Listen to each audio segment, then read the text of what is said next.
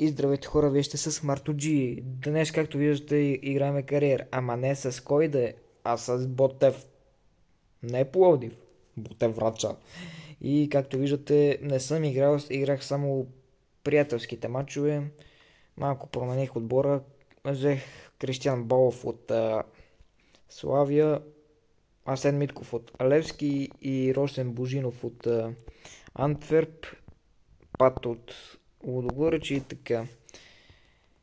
Генов е тук, Мартин Петков, който е млада надежда, и време е за първият ни матч срещу Арда Кърджали. Пишете в коментарите как ще свърши. Аз казвам победа за Ботеврач.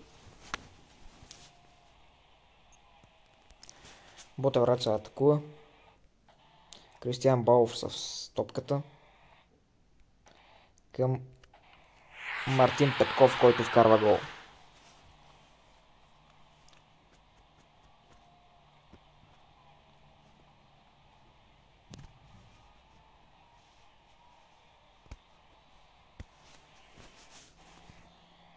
Арда атакува лошо и спасяване на Пат.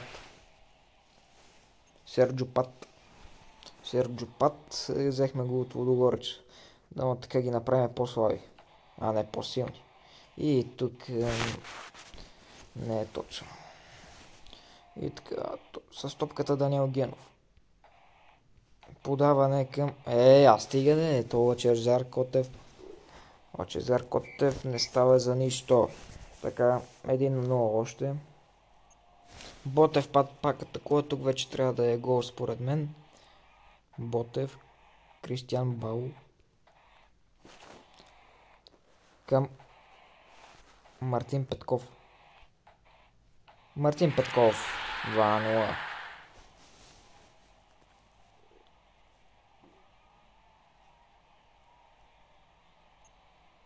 Играта е яка, така горе-долу. Няма да казвам нищо за сега. За играта. Хетрик на Мартин Петков.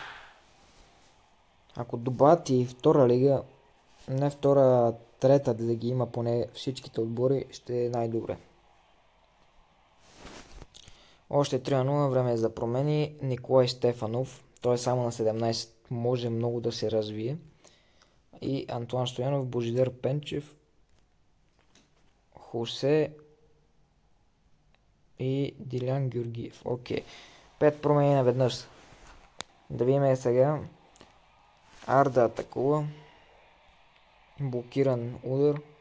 Дилян Георгиев чисти и с това изчистване матчът приключва. Хетрик на Мартин Петков. Един матч, 3 гола за него и той води в ранг листата на голмайсторите. И така, хора. Както виждате, ще изиграем още 2 матча, което за сега ще бъде така. Кариерата да бъде по-дълга. Пишете в коментарите дали да играя 5, 10 и така по-дълги матчове. Искам да се пускам на живо и да играя.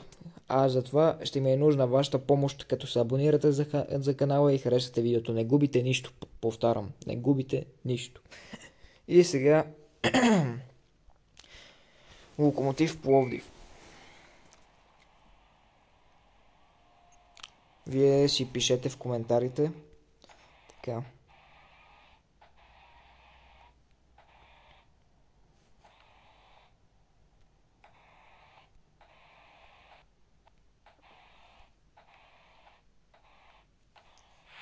И Кристиан Балов открива резултата. Кристиан Балов.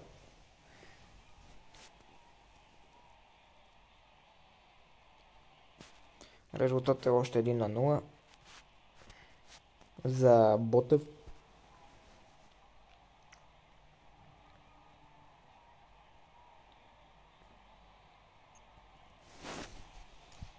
И тук вратара ни се контузва. Лоша новина. Ама ние имаме резервен вратар, който е Георги Гергинов. Георги Гергинов дано помогне. Така, още 1-0 и атака за нашият отбор. Мартин Петков. Удар и какъв гол. Сигурно той ще ни бъде голмайсторът.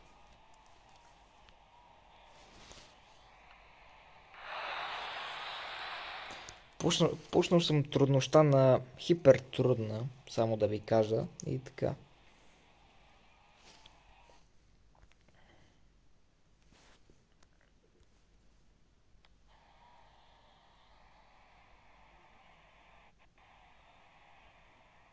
Локомотив атакува, Пловдив, така, оп, няма да бъде гол. Сега Ботев към Мартин Петков и той вкарва, Мартин Петков вкарва гол. И Ботев атакува, дали това не може да е четвърти гол. Даниел Генов задържа топката в наказателното поле. Удар на Даниел Генов и 4-0 за Ботев. Чакайте.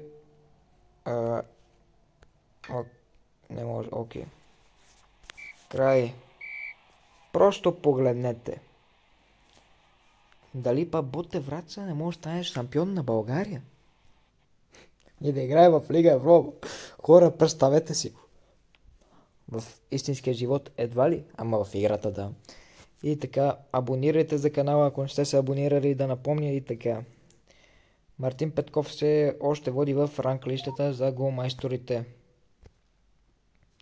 И така, време е за матч с ЦСКА 1948.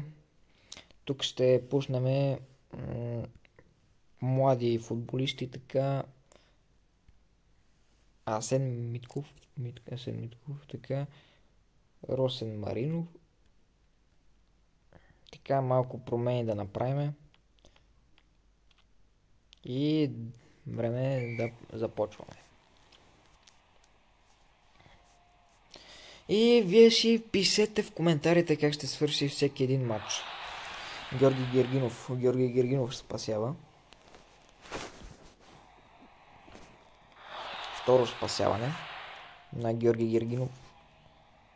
Така, пак спасява. За сега се държиме добре. Сигурно сега ще атакуваме. Ако атакуваме сега, искам да харесате този клип и да се абонирате. И да, съдбата ви го казва. Давайте, вие ще. Така, Мартин Петков. Минтове, оп, гол. 1-0 за нашият отбор. Нашият отбор е много добър, а отборът на ЦСКА 1948 не става, човек. Защо играят с толкова чужденци? Играйте с българи, бе. Нали сте български отбор? Ето българин в Карамарто Бойчев. 1-1. Малко промени да направим.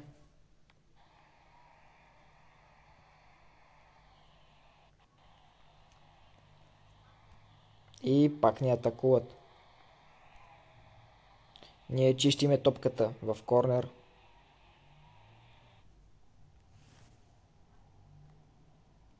Никола Вайкович ще го пушнеме. И 1-1. Просто погледнете, Ботев, една атака, един гол. Окей.